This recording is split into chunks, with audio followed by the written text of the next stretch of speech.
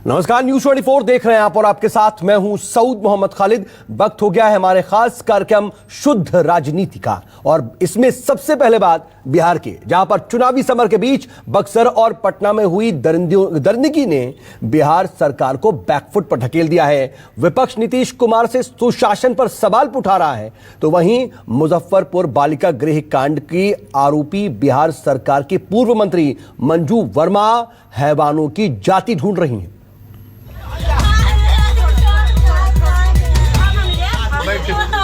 बिहार के चुनावी शोर के बीच ये चीख उस मां की है जिसके साथ बक्सर में दरिंदगी हुई। शैतानों ने महिला से गैंगरेप के बाद उसके बच्चे की भी हत्या कर दी। महिला की चीख सुनकर परिजन और गांव वाले मौके पर पहुंचे, तब तक 6 साल का बच्चा दम तोड़ चुका था। दरिंदों ने महिला को भी मरा हुआ समझकर पानी में फेंक दिया, लेकिन वो बच गई। काल हुआ पैसा डाले खातिर बैंक में, स्टेट बैंक में अभी पासबुक आकुल ही बा, एक संग ही बा ले बनी। तोरा के कहाँ धइल से हम पूछनी है। हाँ। तो हम नहर पर टेढ़ा पर धल बा, जो पानी में से निकल बनी जा लेके जे हॉस्पिटल में 3 बजे 4 बजे भागल बनी जा। बाद में हाला है तो हमको ही तुझे पता कि अति होला फिर ओकर बाद टैग के ले आवत रही। मुंह में मैं कपड़ा लगाओ रहा लड़की के, गोड़ हाथ बना रहा है, पेट में लड़का का बना रहा है, लड़का भी पानी पी ले, छोटा बच्चा मुँह हवाई तो पंजरे करी। पीड़िता को ले जाके मेडिकल कराया जा रहा है, 164 का बयान कराया जाएगा। FIR दर्ज कर ली गई है और एक अभियुक्त की गिरफ्तारी, 2 नामजद में एक नामजद अभियुक्त की गिरफ्तारी भी कर ली गई है। पोस्टमार्टम के लिए उसको भेजा गया है। हत्या कारण मरने का कारण क्या है पोस्टमार्टम के बाद स्पष्ट होगा। पुलिस ने 2 नामजद आरोपियों में से एक को दबोच लिया, लेकिन जांच पूरी होने से पहले ही बेशर्म सियासत शुरू हो गई। मुजफ्फरपुर शेल्टर होम कांड के आरोपी नीतीश सरकार पूर्व मंत्री मंजू वर्मा ने इसे एक खास जाति से जोड़कर विवाद का पिटारा खोल दिया। मैं उस जात से बिलोंग करती हूँ जिस जात का नाम कुशवाहा है। हमारे पूर्वज जो है सम्राट अशोक हैं और उनके दिशा पर हम लोग काम करते हैं, दिए हुए पद चिन्हों पर काम करते हैं। वो वैसा कुकर्म या कुकृत्य नहीं करते हैं, वो करते हैं जादव लोग या वो राजद के लोग करते हैं। बक्सर में हुई हैवानियत की गूंज अभी थमती उससे पहले ही पटना के दानापुर में दरिंदगी की दूसरी वारदात हो गई। यहाँ 4 लड़कों ने 14 साल की नाबालिग से गैंगरेप किया और पीड़ित को बदहवाशी में छोड़कर फरार हो गए। पुलिस ने इस मामले में 3 आरोपियों को दबोच लिया है, लेकिन विपक्ष सरकार पर सवाली हो उठा है। RJD और कांग्रेस सुशासन पर सवाल उठा रहे हैं, तो सत्ताधारी JDU और BJP बैकफुट पर नजर आ रही है। सुशासन है बिहार में, सुशासन को बदनाम करने की कोशिश कर रहे हैं। नीतीश जी की सरकार यही कहेगी। जिस तरह से ये लोग दुहाई देते हैं सुधार, रोज की ये घटना हो गई है। कोई ऐसा नहीं है कि बक्सर की घटना अपवाद है। नीतीश कुमार जी की ही कृपा से इस तरह का सब कुछ हो रहा है। एक बेटी जा रही है बैंक में पैसा जमा करने, 1 2 नहीं 5 लोग सामूहिक बलात्कार करते।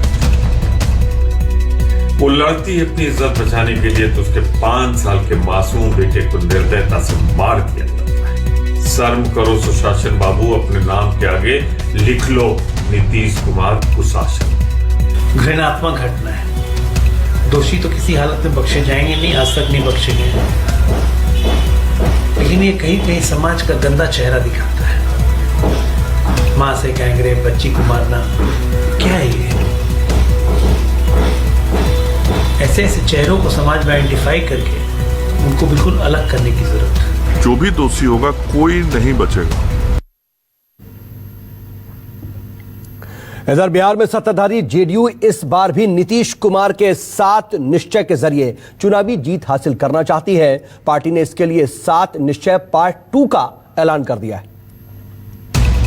2005 से लगातार बिहार के मुख्यमंत्री पद पर कब्जा जमाए बैठे नीतीश कुमार 7वीं बार CM पद हासिल करने के वायदों की झड़ी लगा रहे हैं। वर्चुअल सभाओं का दौर शुरू हो चुका है और पोस्टरों के जरिए भी जनता को लुभाने की कोशिश जारी है।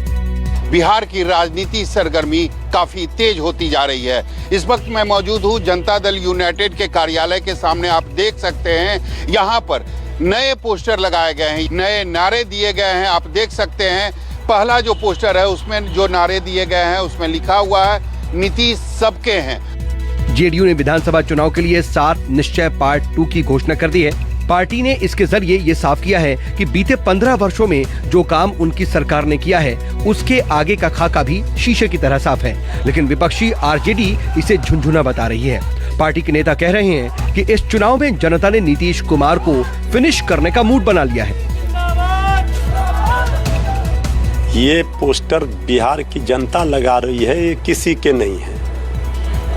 15 वर्षों तक जनता ने मौका दिया और इसके बाद भी जनता अपने को ठगा हुआ महसूस कर रही है। जनता ने पहले भी नीतीश कुमार जी को एक ऐसे नेता के तौर पर देखा है, उन्होंने जब भी जो कुछ कहा है उसे पूरा किया है और इस बार भी सत्ता में अगर हमारी वापसी होती है तो निस्संदेह 2020 से 25 के बीच इस रोड मैप को जमीन पर उतारना हमारा संकल्प होगा और हमारी जिम्मेवारी भी। जेडीयू ने साल 2015 में चुनाव में पहली बार 7 निश्चय की घोषणा की थी और इस बार पार्टी ने 7 निश्चय पार्ट 2 का ऐलान किया है। नीतीश कुमार की पार्टी को लगता है कि दोबारा बिहार की जो जनता है 2020 में उन्हीं को मौका देगी और इसीलिए आगे जो 2020 से 25 तक जो सरकार काम करेगी उसका पूरा ब्यौरा यहाँ पर दे दिया गया है। इधर बिहार बीजेपी के स्टार प्रचारकों के लिस्ट से राजीव प्रताप रूढ़ी और शहनवाज हुसैन का नाम गायब होने पर बीजेपी ने सफाई दी है, तो वहीं जेडीयू भी अपने स्टार प्रचारकों में गुप्तेश्वर पांडे का नाम होने को तवज्जो नहीं दे रही है।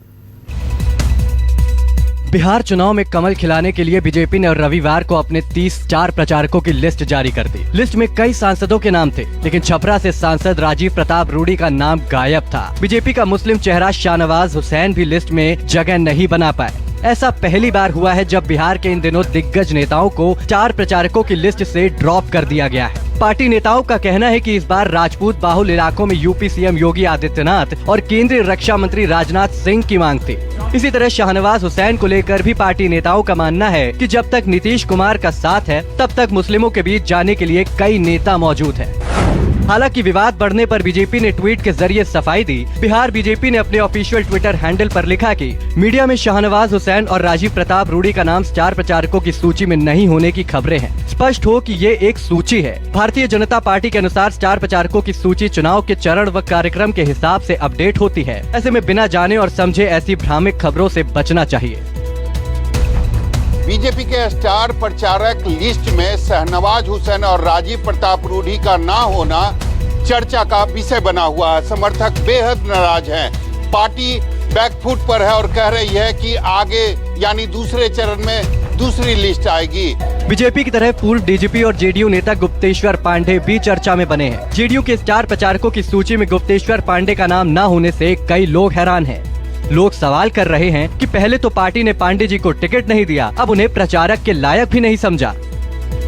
किसी का नाम यदि इस सूची में नहीं है तो इसका कोई भी गलत मायने निकालने की जरूरत नहीं है। पार्टी हर किसी की भूमिका तय करती है और करेगी। जदयू की बात करें तो गुप्तेश्वर पांडे के साथ न माया मिली न राम, यानी गुप्तेश्वर पांडे ने वीआरएस भी ले लिया, ना उनको टिकट दी गई, ना ही जदयू ने अपने स्टार कैंपेनर के लिस्ट में उनको शामिल किया।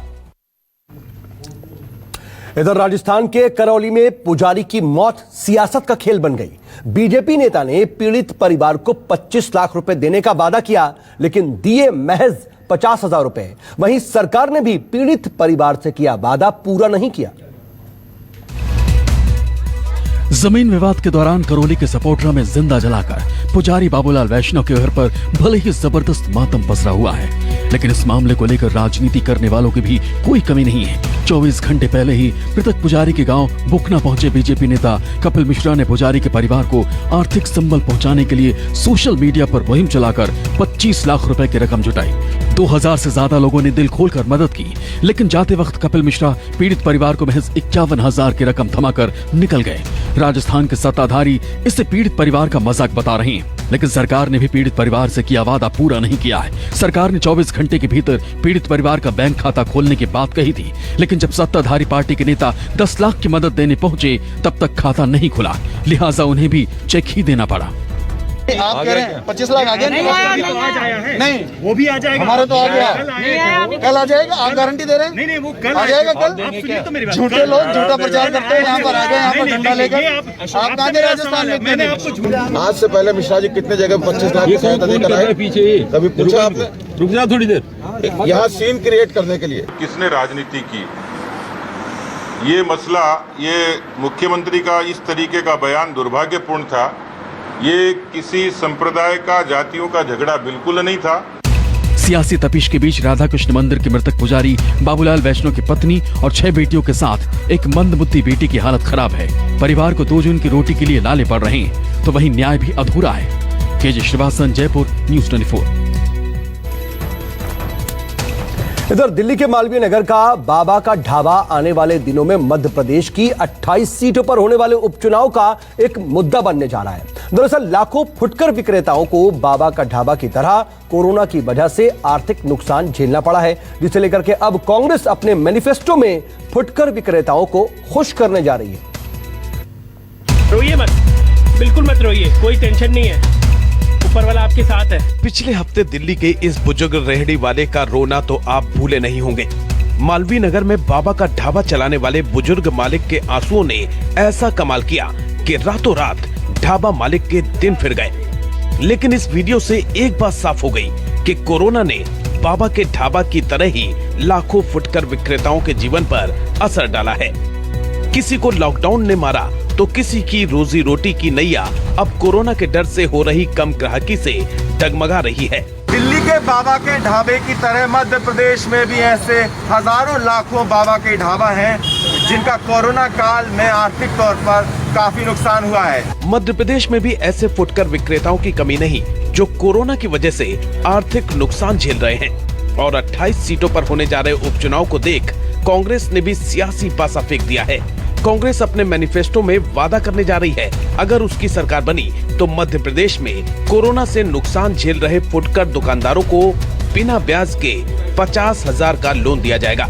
लेकिन बीजेपी इसे चुनावी लॉलीपॉप बता रही है।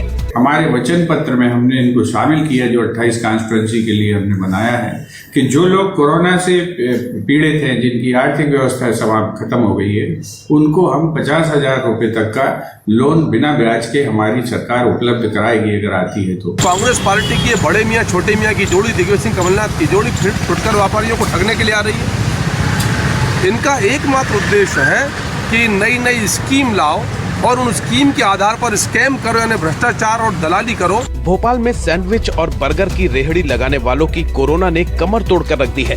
पहले लॉकडाउन में 3 महीने तक धंधा बंद रहा और अब काम दोबारा शुरू किया तो ग्राहकों का टोटा है। जो पहले निकलता था, जो कमा लेते थे थोड़ा बहुत, वो भी नहीं हो पाता। अब तो 200-400-500 रुपया मिलता है। बाकी उसमें लॉकडाउन में भी दिक्कत आई घर समस्या चलाने में। कांग्रेस और बीजेपी भले ही इस मुद्दे पर सियासत करे, लेकिन रेहड़ी पटरी वालों को कोरोना से हुए नुकसान की भरपाई आसान नहीं दिखती। मध्य प्रदेश उपचुनाव में कांग्रेस ने अपने घोषणा पत्र में भी ऐसे फुटकर व्यापारियों के लिए बिना ब्याज के 50,000 का ऋण देने की घोषणा की है। अब देखना होगा कि कांग्रेस का ये वादा अब चुनाव में कांग्रेस के लिए कितने वोट इकट्ठे कर पाएगा।